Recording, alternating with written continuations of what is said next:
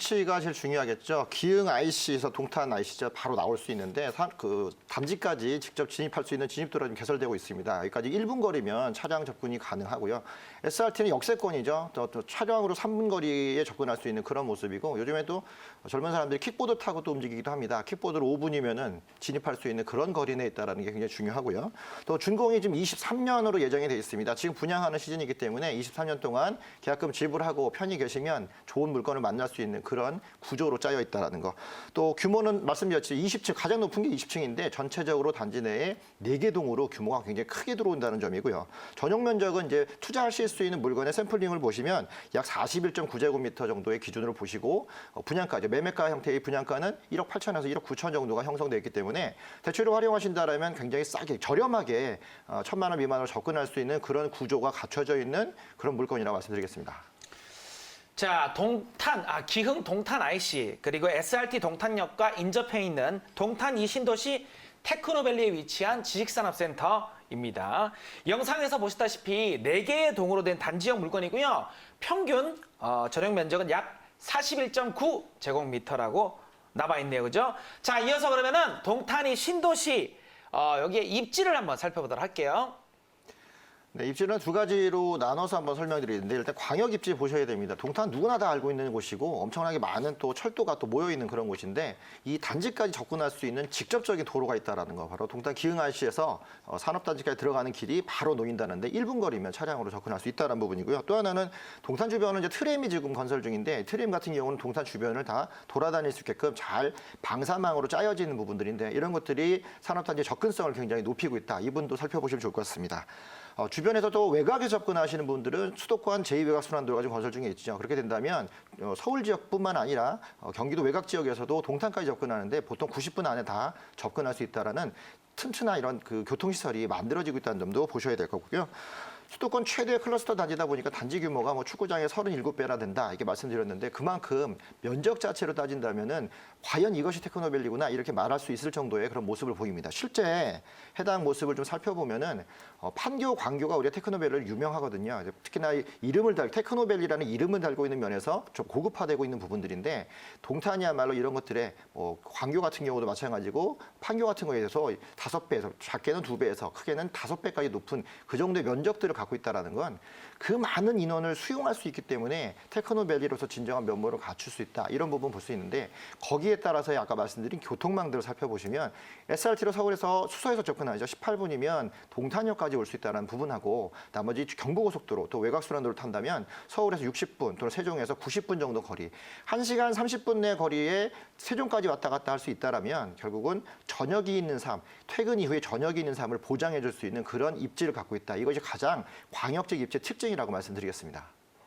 네, 수도권 남부의 최대의 교통 허브로 발전 중인 데다가 이 동탄 테크노밸리가 수도권 중에서도 최대 규모의 산업 클러스터로 손꼽는 만큼 지식산업센터의 투자 가치가 굉장히 높을 것으로 기대를 해보고 있습니다.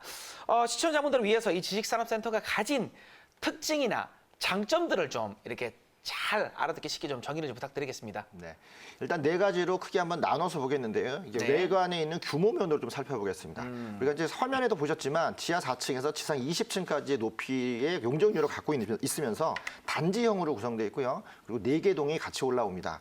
가장 중요한 거는 그 4개 동 밑에 있는 상업시설을 눈여겨보셔야 되는데 단지 그 기존에 있는 지원시설 정도 수준이 아니라 말씀드렸듯이 뉴욕에 있는 실리콘밸리를 표방해서 만든 스트리트형 몰이 같이 들어왔다는 점에서 대규모의 단지라는 걸 좀 알 수 있을 것 같고요. 또 하나는 최근에 좀 코로나 사태 때문에 기업들이 언택트 비대면에 가장 중점을 두고 있는데 이렇게 하이브리드형 실내와 실외가 조화롭게 구성되어 있는 설계를 적용했다는 점을 눈여겨보시면 좋을 것 같고요. 또 하나 방금 말씀드린 실리콘밸리 한 번 더 잘 보셔야 됩니다. 입주 기업들을 위한 편의시설이지만 사실 입주 기업뿐만 아니라 동탄 주변에 있는 거주민들을 위한 시설까지도 다 들어갈 수 있는 큰 대규모의 상업시설들을 들어올 수 있다는 거고 그 안에는 또 우리가 이제 영화관이라든가 또는 뭐 헬스장이라든가 여러 가지 부대시설들이 촘촘하게 다 입점을 할 수 있을 만큼 면적들을 다 갖추고 있다는 점 눈여겨보시면 좋고 이런 것들이 다 취향과 맞춰서 설계가 되어 있다는 것 때문에 일자리와 어떤 문화시설이 같이 융합되어 있는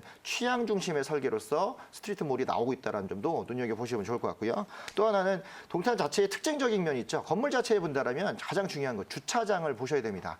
법정 대비 200% 주차장인데 자, 이 점을 어떻게 차별화시킬 수 있느냐. 지금 앞으로 나오는 자율주행차라든가 이런 것들이 이제 더 도입되게 된다면 완공되는 23년 이후에는 넓은 주차장 면적들이 필수적으로 들어가야 되고요.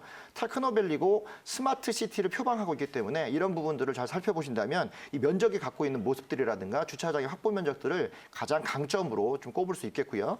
마지막으로 제일 중요한 부분이죠. 오늘도 분명히 부동산 대책이 발표가 됐죠. 가장 중요한 거 취득세 높아졌습니다. 법인세 엄청나게 높아졌죠. 갖고 있어도 돈이 안 되는 그런 구조였는데 이런 틈새 시장으로서 지식산업센터가 갖고 있는 장점도 바로 세제 혜택이라는 점입니다. 가장 중요한 거 분양가에서 일단 대출이 정책자금 대출로 나오기 때문에 화면에서 보시는 것처럼 최대 90%까지 갈 수 있어서 취득하는 데 부담이 좀 덜하다 이런 점이 있고요. 또 하나는 취득세 일단 낮죠. 그리고 또 보유세도 재산세, 보유세에 해당되는 재산세도 굉장히 저렴한 모습을 좀 보여주고 있고 법인으로 접근한다라면 요즘 법인에 대한 규제가 많은데 이건 오히려 법인이 더 들어갈 수 있게끔 하는 혜택이 더 많기 때문에 틈새 시장으로서 지식산업센터가 스마트한 어떤 그런 모습으로도 각광을 받고 있다. 가장 중요한 것들은 정부 정책에 호응하는 그런 방식이라서 현재 이 정부에서 요구하고 있는 고용 정책이라든가 또는 뉴딜 정책에 맞춰서 앞서서 선제적으로 나갈 수 있는 그런 투자 물건이기 때문에 이런 부분들을 지금부터 더 상세히 살펴보셔야 되는 그런 이유가 바로 이 합리적인 세제 혜택이 있다. 이렇게 또 말씀드리겠습니다. 미래 가치를 높여줄 차별화된 부대 시설부터 다양한 세제 지원 혜택까지 받을 수 있다고 그랬죠. 자, 동탄이 신도시 지식산업센터 거의 시세를 좀 어떻게 형성되어 있습니까? 시세가. 네. 저희가 이제 시세를 말한다면 거래가 많이 나오는 그런 지역에서의 거래가들을 볼 수 있는데 현재 이 물건은 분양을 앞두고 있기 때문에 분양가가 시세가로 일단 기본적으로 보시면 좋을 것 같습니다. 일단 1억 8천에서 1억 9천 사이에 앞서 말씀드린 41.9제곱미터의 면적을 보실 수 있는데요. 뭐 다양한 면적들이 있지만 그 면적에 따라서 가장 기준이 되는 면적으로 가격을 좀 소개를 해드리는 거고요. 보증금이 1000에서 75 정도인데 지금 수준입니다. 23년 되면 훨씬 더 높아지겠죠. 앞으로는 월세가 더 강화되는 그런 수준이기 때문에 그때 가시면 훨씬 더 높은 월세를 받을 수 있어서 수익률 측면에서도 더 나아지는 모습을 좀 보일 수 있는데 대출금은 1억 6천에서 1억 7천까지가 나올 수 있는데 금액이 중요한 것이 아니라 분양가 대비에 어느 정도의 LTV를 갖고 갈 수 있느냐 이게 중요합니다. LTV 기준으로 봤을 때는 보통 우리 70% 주택은 얘기하지만 지금 이 정책자금 대출이 나오는 정부 장려 산업인 이 지식산업센터 같은 경우는 최소 80에서 정책자금까지 90%까지 가져갈 수 있기 때문에 취득하는데 계약금 형태의 부담 없는 800에서 900만 원 수준으로 접근하실 수 있다는 점이 가장 메리트가 있고요. 또 잔금 대출 나중에 가셨을 때도 그만큼 충분한 메리트가 있기 때문에 소액으로도 투자가 가능하고 선제적인 투자로서 틈새 시장을 노릴 수 있는 것으로도 시세적인 면에서 가장 합리적인 모습을 갖추고 있다고 말씀드리겠습니다. 네, 동탄이 신도시 지식산업센터의 가격 정보를 제가 다시 한번 말씀을 좀 정리를 해드릴게요.